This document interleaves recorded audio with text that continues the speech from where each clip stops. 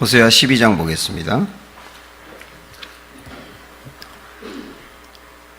호세아 12장 1절부터 14절 말씀.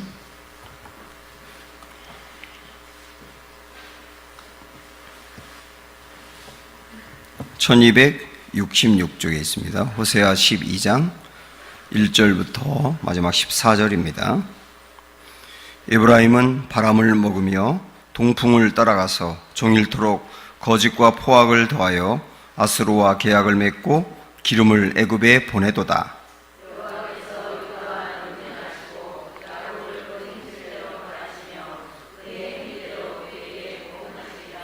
야곱은 모태에서 그의 형의 발 뒤꿈치를 잡았고 또 힘으로는 하나님과 겨루되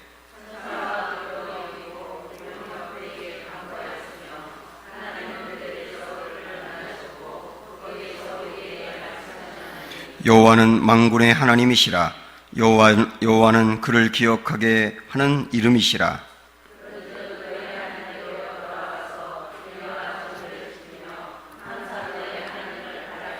그는 상인이라 손에 거짓 저울을 가지고 속이기를 좋아하는도다.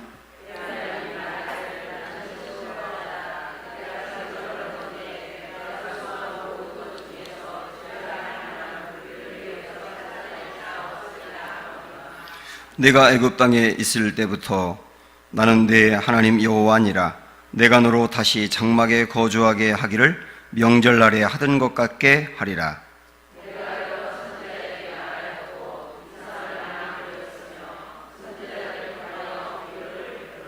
길르앗은 불의한 것이냐?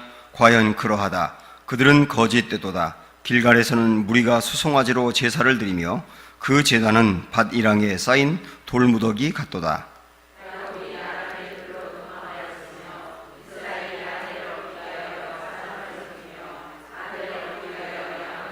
여호와께서는 한 선지자로 이스라엘을 애굽에서 인도하여 내셨고 이스라엘이 한 선지자로 보호받았거늘 에브라임이 경노하게 함이 극심하였으니 그의 주께서 그의 피로 그의 위에 머물러 있게 하시며 그의 수치를 그에게 돌리시리라. 아멘. 네, 서로 좀 인사 좀 합니다. 사랑하고 축복합니다.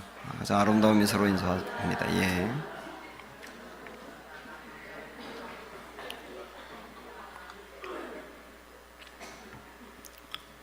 네, 야곱 신드롬이라고 하는 제목입니다. 그 태양의 후예라는 그 드라마가 요 근래 있었는데 그 드라마 끝나고 나서까지 사람들이 그 주인공들이 했던 어투대로 이야기를 했잖아요. 그렇단 말입니까? 그렇습니까? 이런 식으로 계속 너는 할 것 없이 따라 했잖아요. 그게 신드롬이라고 하는 거예요. 그 주인공이 했던 액세서리를 어울리지도 않는데 똑같이 하고 다니고 또 중국 사람들은 그게 좋다고 한국까지 살아오고 그런 게 전부 다 신드롬이라고 하는 거예요. 우리나라는 이 유독 이 신드롬이 강한 것 같아요. 그래서 누가 뭐 어떤 장사를 해서 돈을 많이 벌었다 그러면 똑같은 업종이 얼마나 금방 생기는지 그런 게 다 신드롬이라고 하는 겁니다. 또 오늘 하나님께서는 이 이스라엘 백성들의 모습을 보면서 꼭 야곱을 닮았다고 말씀하는 거예요. 너희가 꼭 하는 걸 보니까 아주 야곱을 따라가는구나. 야곱이라고 하는 사람이 또 다른 이름이 이스라엘이지 않습니까? 그 야곱의 또 다른 이스라엘처럼 너희가 정말 야곱을 따랐구나. 이런 걸 말씀하시면서 무엇이 야곱을 닮았는지 그리고 닮았다고 한다면 나중에는 결국 야곱이 변했잖아요. 그러면 야곱처럼 변하는 것도 닮아야 되지 않겠느냐. 그런 것들을 주님이 종합적으로 해주시는 말씀입니다. 자, 오늘 말씀 이 3절, 4절을 가지고 쭉 오늘은 이 말씀을 좀 풀어나가야 될 것 같습니다. 야곱의 그 길고 긴 인생을 이 딱 두 절로 아주 기가 막히게 정리를 하고 있거든요. 자, 한번 보실까요? 시작. 야곱은 모태에서 그의 형의 발 뒤꿈치를 잡았고, 일단 여기서 한번 잘라보세요. 첫 번째 야곱의 인생을 정리한 거고, 두 번째는 또 힘으로는 하나님과 겨루되, 겨루대에서 또 한번 자르고, 그 다음에 세 번째는 천사와 겨루어 이기고 울며 그에게 간구하였으며, 그 다음에는 하나님은 베델에서 그를 만나셨고, 이렇게 넷으로 이제 그의 인생을 이렇게 소개를 하고 있습니다. 그리고 마지막에는 거기에서 우리에게 말씀하셨나니, 이 부분은 이 말씀을 듣고 있는 이스라엘 백성들에게 야곱의 인생을 통하여 말씀하고 계시다는 뜻이고, 지금 설교를 듣고 있고 이 성경을 보고 있는 우리들에게도 야곱의 인생을 통하여 주님은 여전히 말씀하신다, 그 얘기예요. 그래서 이 넷으로 나눠 있는 것을 잠깐 보면, 우선 야곱은 모태에서 그의 형의 발 뒤꿈치를 잡았고, 이렇게 나오죠. 야곱이란 이름 자체가 발 뒤꿈치를 잡는다는 의미잖아요. 그래서 태어날 때의 일을 이야기하는데, 그리고 그의 야곱이라는 사람의 이름을 소개하는데, 실질적으로 야곱의 인생은 자기 이름처럼 살았잖아요. 다른 사람의 발 뒤꿈치를 끌어내리는 것 같이 형을 끌어내리려 하고, 아버지를 속이고, 라반의 집에 가서는 또 외삼촌도 속이고, 그러면서 발 뒤꿈치를 끌어내리고 자기가 올라가려고 하는 것 같은 이런 인생, 그게 야곱이었다라고 하는 겁니다. 이거 첫 번째 그의 인생을 소개한 것이고, 두 번째는 힘으로는 하나님과 겨루되, 이렇게 나와요. 하나님과 겨루되, 여기에 창세기에 보면 하나님과 야복강가에서 씨름했다는 얘기를 이렇게 표현하고 있는 겁니다. 하나님과 씨름했잖아요, 밤새도록. 그리고 하나님 네가 이겼다고 했잖아요. 그 이야기를 하고 있는 거고요. 그 다음에는 세 번째 보면 이기고 울며 그에게 간구했다, 이렇게 나오는데, 여기서 울었다라고 하는 것은 창세기에 나오는 말씀은 아닙니다. 그런데 창세기에서 있었던 야곱의 그 이야기를 호세아서 이 말씀에서 주석을 달면서 창세기에서 언급하지 않았던 내용까지 포괄적으로 다루고 있는 겁니다. 그래서 우리는 야곱의 인생을 연구하면 창세기에 있는 말씀만이 아니고 호세아에 있는 이 말씀까지 같이 보아야 정확히 할 수가 있는 거예요. 그리고 네 번째는 하나님은 베델에서 그를 만나셨다. 이 말씀은 창세기 28장에 있는 말씀이지 않습니까? 그가 형 에서가 자기를 죽이려고 하니까 도망을 가다가 베델에서 800일을 하고 잠을 잤을 때 하나님이 그를 방문해서 만나시지 않습니까? 그 이야기를 여기서 하고 있는 겁니다. 그런데 여러분이 쭉 보시면서 이 네 가지 이 야곱에게 있었던 중요한 사건들을 언급을 하는데, 뭔가 이 시간상으로 좀 이상하다는 생각이 들지 않으세요? 예? 야곱 알고 계시죠? 예? 야곱의 그 스토리 여러분 아시지 않습니까? 그러면 시간적으로 이 네 가지 사건을 오늘 본문에 기록한 걸 보면 앞뒤가 좀 바뀐 게 나오잖아요? 맨 뒤에 나오는 베델에서 주님을 만났다라고 하는 거, 그 창세기 28장에 나오잖아요. 그 사건이 사실 앞으로 가야 되고, 그 다음에 창세기 32장에 있는 사건이 뒤로 가야 맞지 않습니까? 이 야곱의 인생 스토리로 정리한다면. 그런데 여기서는 그렇게 하지 않고 창세기 28장에서 하나님이 그를 찾아와서 만난 거를 마지막으로 두고 있어요. 그게는 오늘의 이 말씀을 이스라엘 백성들에게 해주기 위해서 야곱의 인생 중에 28장이 맨 뒤에 결론으로 가는 게 좋다고 보는 거예요. 그래서 이 야곱의 네 개의 그 토막을 보면서 현재 이스라엘의 상태가 어떤지, 그리고 어떻게 되어야 되는지를 쭉 주님이 말씀하고 있는 겁니다. 그러면 우리가 좀 하나하나 보겠는데, 먼저 첫째, 그가 태어날 때 형의 발 뒤꿈치를 잡았다. 약탈자의 모습으로 그가 살았다. 이걸 얘기하고 있지 않습니까? 현재 이스라엘의 상태가 그런 약탈자의 모습같이 불의하다는 거예요. 그래서 이제 오늘 성경으로 호세아로 와서 이제 한번 보는 겁니다. 이스라엘이 어떤 상태인가? 1절, 2절 말씀. 시작. 에브라임은 바람을 먹으며 동풍을 따라가서, 이렇게 나와 있죠. 에브라임은 이스라엘을 말하는 겁니다. 상징적으로. 근데 이스라엘이 어땠다고요? 바람을 먹었다, 이렇게 표현하고 있는데, 이거는 바람 났다는 뜻이에요. 이스라엘이 현재 바람 났어요. 그래서 동풍을 따라가서 종일토록 거짓과 포악을 더하여 아수르와 계약을 맺고 기름을 애굽에 보내도다. 누구와 바람 났느냐? 아수르와 애굽과 바람 났다는 겁니다. 원래 이스라엘은 하나님을 신랑 삼고 이스라엘과 하나님이 결혼 관계를 맺은 것처럼 살아가는 사람들인데, 신랑인 하나님을 버리고 바람 나가지고 아수르에 붙었다, 애굽에 붙었다, 이렇게 왔다 갔다 한다는 거예요. 그래서 아수르가 힘이 있을 때는 그쪽을 의지했다가, 이 애굽이 힘이 생기면 또 그쪽을 의지했다가, 도대체 하나님께로 돌아오진 않고 힘 있는 사람들만 찾아다닌다는 거예요. 이게 현재 이스라엘이 야곱처럼 죄 가운데 빠져있는 모습이다, 그 얘기입니다.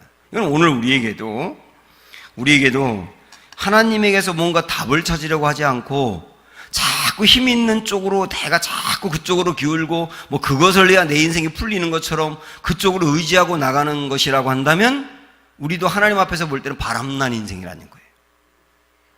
그 다음에는 7절, 8절로 넘어가 보십시오. 7절 시작. 그는 상인이라 손에 거짓 저울을 가지고 속이기를 좋아하는도다. 이건 현재 이스라엘이 도덕적으로 불의한 것을 말하는 겁니다. 장사한다고 생각할 때 거짓 저울을 사용해 가지고 사람들을 속이고 부당 이득을 취하고 다른 사람을 힘들게 만드는 이런 삶이 있다. 다시 말하면 이스라엘 사회가 지금 현재 정의가 무너졌다, 그 얘기예요. 그 다음에 8절 보면 이렇게 나오거든요. 에브라임이 말하기를, 에브라임이 어디라 그랬어요? 이스라엘이라 그랬죠. 그 이스라엘 사람들이 뭐라고 말하느냐 하면, 나는 실로 부자라. 내가 재물을 얻었는데 내가 수고한 모든 것 중에서 죄라 할 만한 불의를 내게서 찾아낼 자 없으리라. 그렇게 말한다는 거예요. 아까 우리가 본연이 7절에서 그들이 어떻게 돈을 벌었다 그랬어요?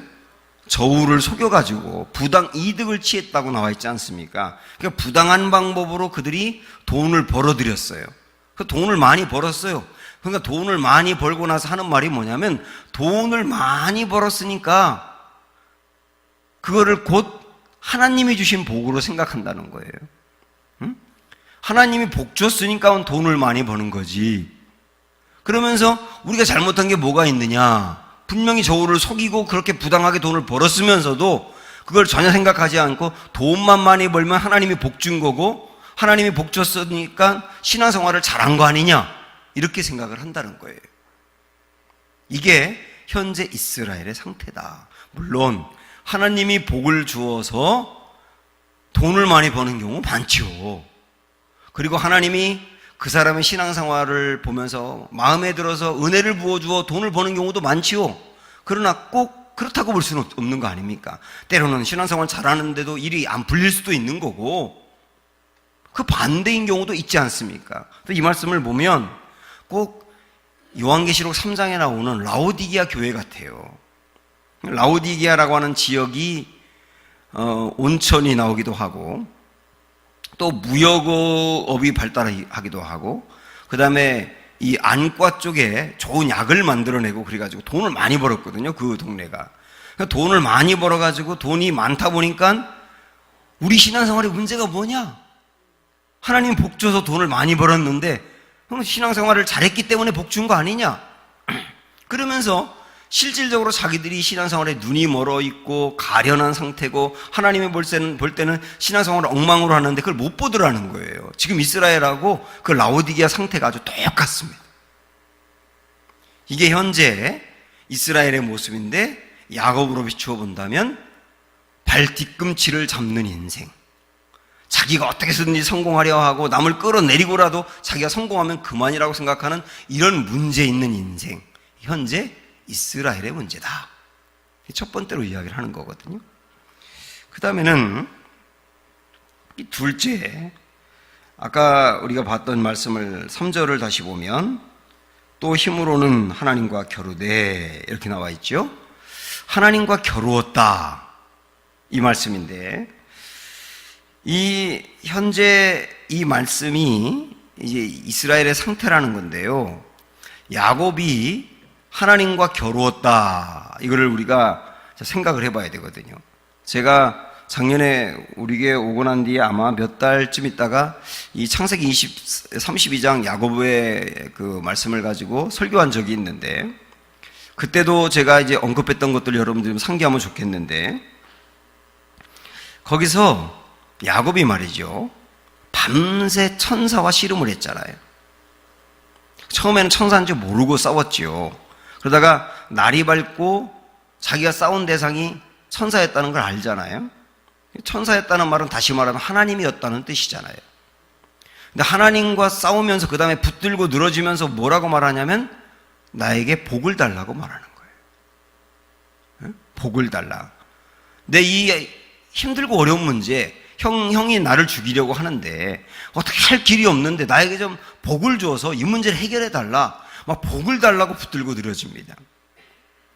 그때 하나님이 복을 주신 게 아니고 환도뼈를 치셨어요. 제가 그때도 언급을 했지만 많은 분들이 그 본문을 착각을 해가지고 하나님께 복 달라고 붙들고 늘어지니까 하나님이 그 야곱에게 복을 주었다 이렇게 해석하는데 그게 절대 아니에요. 아니, 복을 주려면 그냥 복 주면 되지 환도뼈를 왜 치냐고. 하나님이 복 줄 때 뭐 치고 주십니까? 필요하면 그냥 주는 거지. 여기서 야곱이 하나님께 구한 것은 복이었는데 하나님이 야곱에게 원하는 것은 변화였다는 걸 알으셔야 돼요. 야곱은 주님, 제가 지금 제일 필요한 거는요, 형 에서가 나를 죽이려고 하는데 하나님 내게 복을 주어서 이 어려움을 해결해 주세요. 야곱이 정말 중요하다고 생각하는 것은 그건데 하나님은 너 지금 그게 제일 중요한 것 같지? 너의 인생에 제일 중요한 건 그거 아니야. 너의 인생에 제일 중요한 것은 내 현재 문제가 무엇인지를 알고 회개하는 거야. 그 변화되는 거야. 그래서 변화되라고 친 게 환도뼈를 친 거라니까. 지금까지 야곱의 인생은 다른 사람의 발뒤꿈치를 끌어내리는 것 같이 자기중심적이고 욕심이 많고 하나님의 때를 기다리지 아니하고 하나님은 제쳐두고 자기 나름대로의 방법으로 성공하려 하고, 하나님이 볼 땐 그건 아니거든요. 근데 이번에도 또 복 달라고 하는 거예요. 하나님 환도뼈를 쳤는데, 이거는 이 야곱 이 녀석은 고난을 당해야 회개가 되고 변화가 되겠구나. 그래서 환도뼈를 쳤다는 것은 변화시키기 위해서 하나님이 고난의 카드를 꺼냈다는 뜻이에요. 그래서 지금도 사실은 우리가 야곱의 인생으로 비추어 본다면 이 발 뒤꿈치를 붙잡고 끌어내리는 것 같은 인생에서 벗어나지 않는다면 우리에게 지금 필요한 건 복이 아니거든요. 그 사람은 복주잖아요. 더 끌어내리는 거예요. 하나님은 말씀으로 안 될 때 환도뼈를 친다는 겁니다. 환도뼈를 친다는 게 뭐냐? 고난인데 그 고난을 하나님이 오늘 본문의 호세아로 오면 이스라엘 백성들에게 주어서 고치고 싶다는 거예요. 자, 그래서 말씀 볼까요? 이제 9절부터 14절까지 쭉 하나하나 우리 간단하게 보겠는데, 9절 읽어보십시오. 시작. 내가 애굽 땅에 있을 때부터 나는 내 하나님 여호와니라. 내가 너로 다시 장막에 거주하게 하기를 명절날에 하던 것 같게 하리라. 지금 이 본문의 배경은 이스라엘이 야곱처럼 죄에 빠져 있다는 거거든요. 죄에 빠져 있는 이 이스라엘에게 하나님이 앞으로 어떻게 하겠다고 말씀하시는 거냐면, 너희 조상들이 애굽에 나와서 장막에 거주할 때, 그 장막에 거주할 때가 언제일까요? 광야 생활할 때죠. 광야 생활할 때 그때 명절날에 하던 것 같게 하리라. 이건 뭐냐면 광야 생활을 하면서 초막을 만들고 하나님께 초막절을 지냈던 것 같이 그렇게 너희들에게 다시 하겠다. 그럼 이건 여러분, 이게 언뜻 봐서는 뭔가 복을 주겠다는 의미 같은데 이게 복이 아니에요. 어떻게 하나님 하시겠다고 그러냐면, 너희 지금 남의 발 뒤꿈치를 끌어내리는 것 같은 이 인생에서 벗어나지 않는데, 이 인생에서 벗어나지 않으면 내가 앞으로 너희 조상들이 광야 생활했던 것 같은 그런 어려움을 또 당하게 할 거야. 이렇게 말씀하시는 거예요. 또다시 광야 생활 같은 어려움을 당하게 할 거야. 그래서 하나님이 이런 걸 통하여 이스라엘 백성들에게 경고하시는 겁니다. 그래서 9절은 경고의 말씀이거든요. 왜 우리도 내 자녀가 이제 자꾸 말을 듣지 않고 방황하고 죄 가운데 빠져 살면 그 자녀를 어떻게 해서든지 고쳐놓고 바꾸기 위해서 부모가 쓰는 방법이 굉장히 다양하잖아요. 그 중에 하나가 뭐냐면 경고라는 게 있잖아요. 자녀에게 경고라는 게. 하나님도 지금 바꾸기 위해서 경고를 하시는 거예요. 그 다음에는 10절을 보실까요? 시작.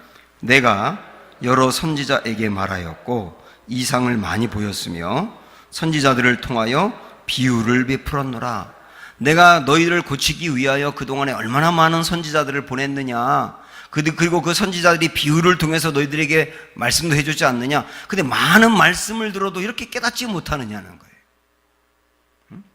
그렇게 많은 말씀을 듣고도 이렇게 깨닫지 못하느냐. 여전히 야곱 같은 삶에서 벗어나지 못하느냐, 그런 얘기지요. 11절 시작. 길르앗은 불의한 것이냐? 과연 그러하다. 그들은 거짓되도다. 길갈에서는 무리가 수송아지로 제사를 드리며 그 제단은 밭 이랑에 쌓인 돌무더기 같도다. 길르앗하고 길갈이라는 지명이 나오거든요. 여기 길르앗과 길갈은 이스라엘에서 대표적으로 우상숭배가 성행됐던 장소예요. 그래서 요 11절의 말씀은 이스라엘의 죄악을 하나님이 알려주는 겁니다. 너희들의 죄악이 어떤 건지 아느냐? 길르앗과 길갈에서 허다한 우상숭배를 한 거, 그거 큰 죄다.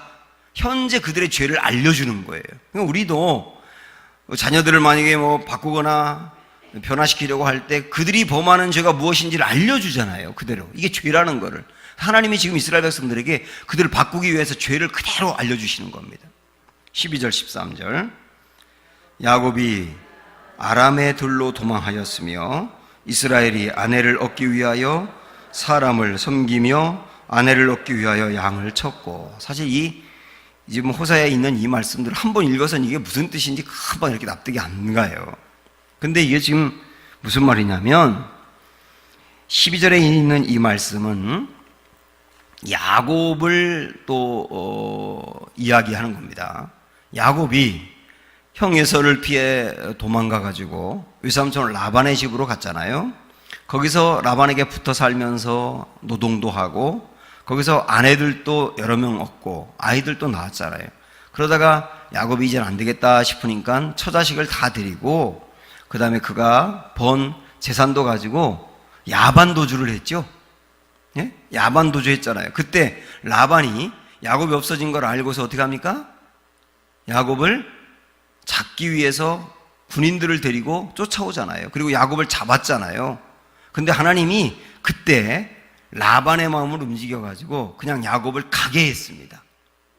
그래서 야곱이 만약에 하나님의 도움이 없었다면 라반에게 잡혀서 되돌아가가지고 종처럼 평생을 살았을 거예요.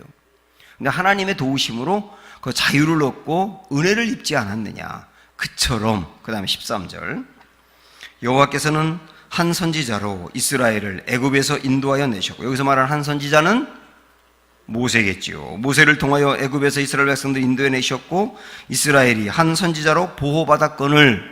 자, 하나님이 야곱을 보호해서 자유를 주고 그를 지켰던 것처럼 하나님이 너희 조상, 너희들 애굽에서 그토록 고통당하고 바로에게 억압을 당할 때 하나님이 그곳으로부터 너희를 건져냈지 않느냐? 이 말씀을 하나님이 언급하는 거예요. 현재 호세아를 통하여 현재 이스라엘 백성들에게. 이게 무슨 말이냐면 그동안에 하나님이 어떤 은혜 베풀었는지를 상기시키는 거예요. 우리도 자녀들을 변화시키려고 할 때 자녀들이 자꾸 말을 해도 안 들으면 다양한 방법을 쓰는데 그 중에 하나를 뭘 얘기하느냐면 그동안에 엄마 아빠가 너희를 위해서 얼마나 고생했고 너희를 얼마나 사랑했는지 너희가 이런 어려움 당할 때 엄마 아빠가 어떻게 했는데 그 고생하고 엄마 아빠가 베풀었던 사랑을 상기시켜주는 것도 있잖아요. 지금 그러고 있는 겁니다. 12절 13절은. 그러면서 마지막 14절 읽어보십시오. 에브라임이 경노하게 함이 극심하였으므니 그의 주께서 그의 피로 그의 위에 머물러 있게 하시며 그의 수치를 그에게 돌리시리라. 너희들 계속 고치지 않으면 하나님께서 끝내 너희에게 수치를 당하게 할 거야 라고 경고하는 거예요. 그러니까 지금 이 하나님이 9절부터 14절까지 한 말씀을 쭉 보면 핵심은 뭐냐면 이스라엘 사람들 변화시키고 싶다는 거예요.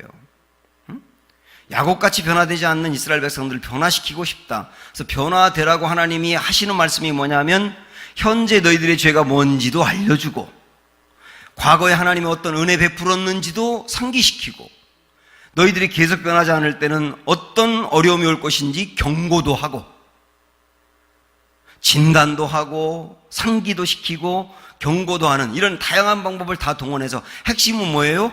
변화되라는 거예요. 그래서 우리도 이제 이 말씀을 통하여 과거에 받았던 내 은혜를 상기시킬 때가 있고 현재 내가 갖고 있는 죄가 무엇인지를 하나님 말씀을 통해 지적하실 때가 있고 그 다음에 경고하실 때가 있는데 이 모든 것들을 들을 때 여러분은 하나를 생각하시면 되는 거예요. 변화되라는 거구나. 변화되라는 거구나. 그래서 두 번째 하나님이 야곱에게 하셨던 것은 변화에 대한 촉구였던 겁니다. 셋째, 다시 이제 우리 3절부터 보면 겨루어 이기되 하나님과 겨루되 4절로 넘어가서 천사와 겨루어 이기고 그 다음 뭐라 그랬어요? 울며 그에게 간구했다 이렇게 나옵니다. 이게 창세기 32장에서는 야곱이 울었다는 장면이 안 나오는데 호세아서에서는 이 부분을 강조하고 있는 거예요. 울었다 그렇게 했는데 분명히 야곱이 천사와 씨름하여 이겼지요. 네? 그렇게 반응이 오늘은 이렇게 없으세요. 피곤하세요? 야곱이 하나님과 겨루어 이겼잖아요. 그죠? 그 이기고 난 뒤에 환호하고 기뻐하고 그래야 맞는 것 같은데 그러지 않고 울었다는 거예요. 여기 굉장히 중요한 말씀입니다. 울었다고 하는 게 실질적으로 이 울었다는 이 동사는 통곡했다는 거거든요. 그런데 싸워 이긴 다음에 통곡하는 사람 봤습니까? 그건 아니잖아요. 여기서 울었다고 하는 것은 쉽게 말하면 항복했다는 뜻이에요. 항복했다. 나는 지금 에서로부터 보호받고 하나님의 도움을 받아서 이 문제 해결하는 복 받는 게 중요한데 근데 하나님은 너희가 지금 중요한 건 복이 아니고 변화야. 그 변화가 안 되니까 변화되라는 의미로 환도뼈를 쳤어요. 환도뼈 친 게 아파가지고 울었느냐? 그건 또 아니에요. 하나님 환도뼈를 치고 난 다음에 자기 인생을 돌아보게 된 거예요. 지금까지 나의 인생이 진짜 야곱이었구나. 난 끌어내리는 인생이었고 하나님의 도움을 받은 것이 아니라 내 나름대로 성공하고 싶어 했고 그러다가 이렇게 어려움 당하고 있는 거구나. 자기 인생을 적나라하게 아주 그 실체를 분명히 보게 되었다는 뜻입니다. 그리고 나서 내 인생이 지금까지 살아온 게 잘못됐다는 의미로 회개하며 통곡했다는 뜻이에요. 그래서 여기서 울었다는 말이 항복했다는 의미로 제가 해석을 하는 겁니다.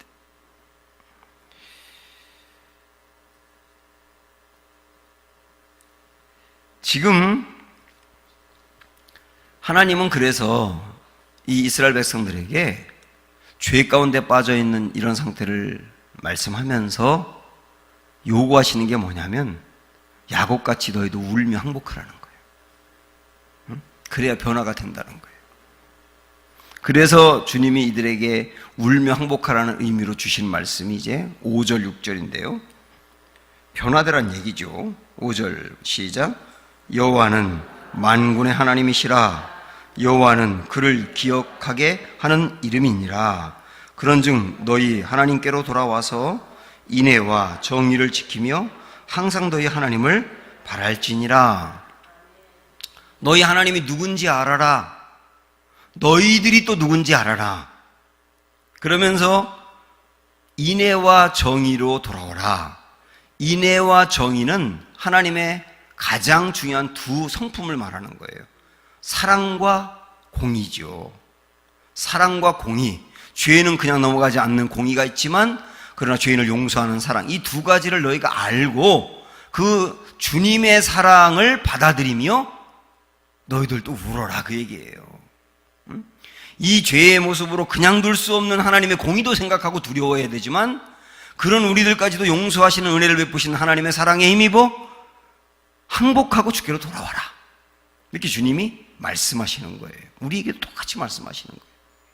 그러면서 하나님이 누군지, 자꾸 하나님이 누군지를 얘기하고 내가 이런 하나님이야, 이런 하나님이야 얘기함으로 인해서 그 말씀을 듣고 있는 이스라엘 백성들이 아, 우리는 하나님의 백성이구나 라고 하는 것을 깨닫게 하는 겁니다. 하나님의 백성이구나. 하나님의 백성이라면 하나님의 백성답게 살아야 맞는 거지. 이걸 깨닫게 하는 거라고요. 알렉산더가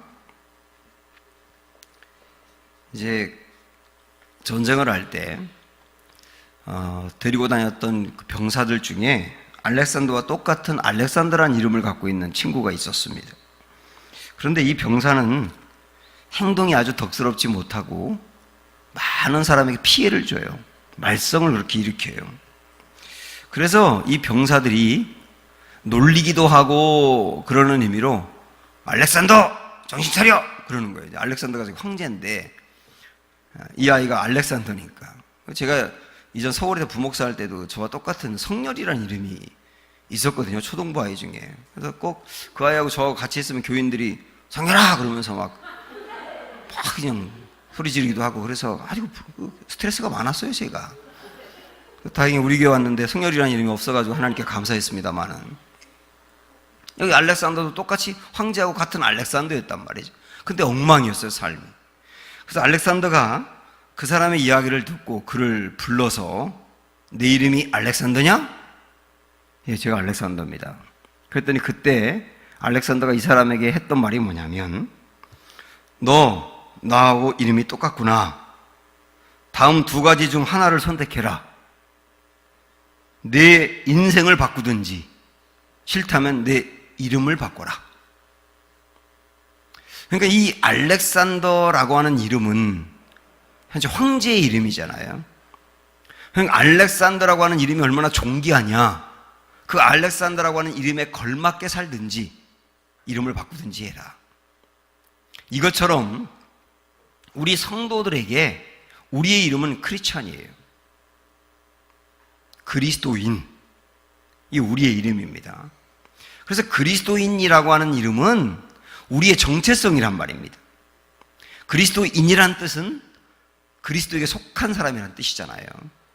그래서 이 그리스도인이라고 하는 이름에 걸맞는 삶을 살라.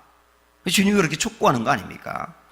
이스라엘 백성들에게도 내가 하나님이다, 너희는 내 백성이다 라고 강조하는 이유는 하나님의 백성답게 너희 삶을 바꿔라. 그러기 위해서는 울며 항복해라. 주님이 그렇게 말씀하시는 겁니다. 오늘 우리에게도 이 울며 항복하기를 원하시는데, 여러분이 잘 알고 계신 것처럼 야곱이 하나님과 싸워서 겨루어 이겼지만 울며 그다음 항복하거든요. 그 다음에 이제 창세기 32장으로 가보세요. 그가 항복하고 난 다음에 그에게 일어난 변화 3가지가 나옵니다. 창세기 32장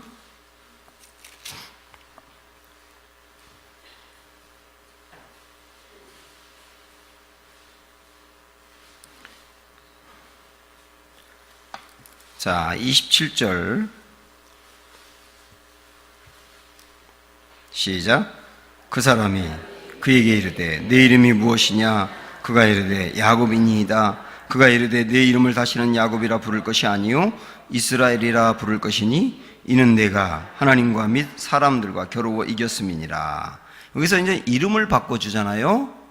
이스라엘이라는 이름으로 바꿔주는데, 이스라엘이라고 하는 이름의 뜻이 하나님의 백성이라는 뜻이거든요. 너 이제 하나님의 백성답게 살아야 돼. 너 이름 바뀌었어. 바뀐 이름대로 이름값 하며 살아야 돼. 하나님 말씀하시는 거고.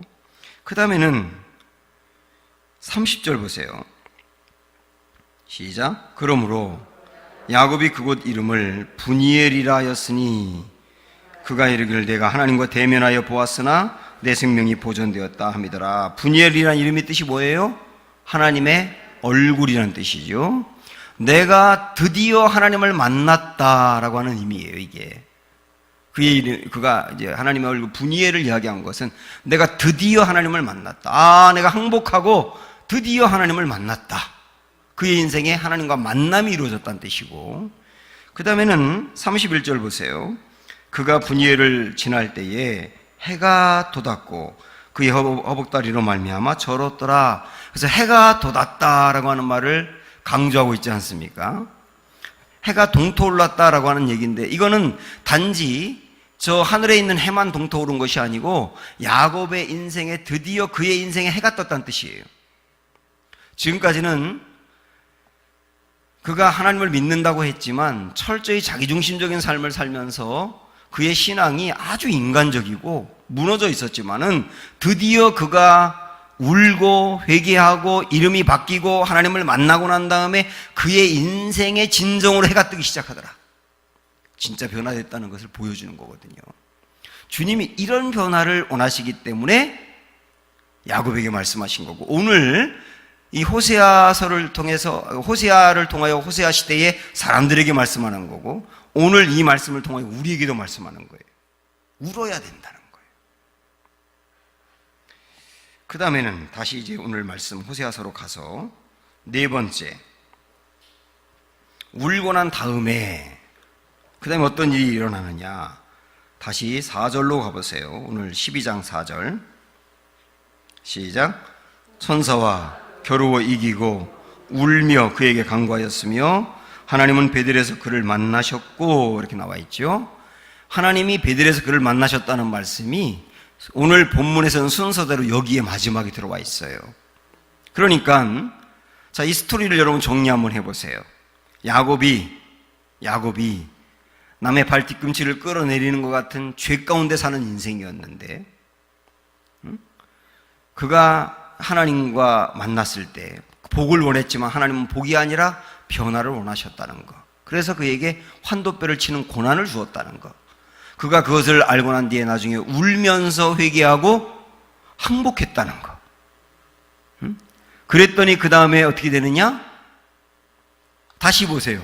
그 다음에 하나님이 이렇게 하셨다는 거예요. 베델에서 그를 만나셨고, 이것처럼 드디어 그를 하나님 만나시면서 그의 은혜 베푸시더라, 그런 얘기예요.